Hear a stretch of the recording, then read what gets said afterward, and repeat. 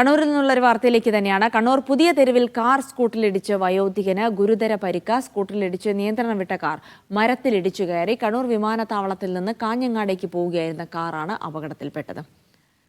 സുനിൽ ഐസക് തുടരുന്നുണ്ട്. സുനിൽ, എന്താണ് അപകടത്തിന്റെ വിശദാംശങ്ങൾ? ഇന്ന് പുലർച്ചെ 6:15 അപകടമുണ്ടായത്. കണ്ണൂർ വിമാനത്താവളത്തിൽ നിന്ന് കാഞ്ഞങ്ങാട്ടേക്ക് പോവുകയായിരുന്ന കാറാണ് അപകടത്തിൽപ്പെട്ടത്. വിമാനത്താവളത്തിലെത്തിയ ആളെയും കുട്ടി ബന്ധുക്കളടക്കമുള്ളവർ കാഞ്ഞങ്ങാട്ടേക്ക് പോകുന്നതിനിടെ ഇവർ സഞ്ചരിച്ചിരുന്ന ഇന്നോവ കാറ് സ്കൂട്ടറിലിടിക്കുകയായിരുന്നു. സ്കൂട്ടറിലിടിച്ച് നിയന്ത്രണം വിട്ട കാറ് തൊട്ടടുത്തുള്ള ഒരു മരത്തിലേക്ക് ഇടിച്ചു കയറുകയും ചെയ്തു. ഇതിനിടയിലാണ് ഈ സ്കൂട്ടർ യാത്രക്കാരനായ വയോധികന് ഗുരുതരമായി പരിക്കേറ്റിരിക്കുന്നത്. ഇയാളുടെ നേരത്തെ പറഞ്ഞതുപോലെ ഇയാളുടെ പരിക്ക് അതീവ ഗുരുതരമാണ്. കണ്ണൂർ ചാലയിലെ സ്വകാര്യ ആശുപത്രിയിൽ നിലവിൽ ഇപ്പോൾ ഇയാളെ ചികിത്സയിലാണ് ഉള്ളത്. എന്തായാലും പിന്നീട് പോലീസും ഫയർഫോഴ്സും അടക്കമുള്ള ആളുകൾ അവിടെ സ്ഥലത്തെത്തിയാണ് ഈ അപകടത്തിൽപ്പെട്ട ആളെയും അതുപോലെ തന്നെ ഈ വാഹനവും അവിടെ നിന്ന് മാറ്റിയത്.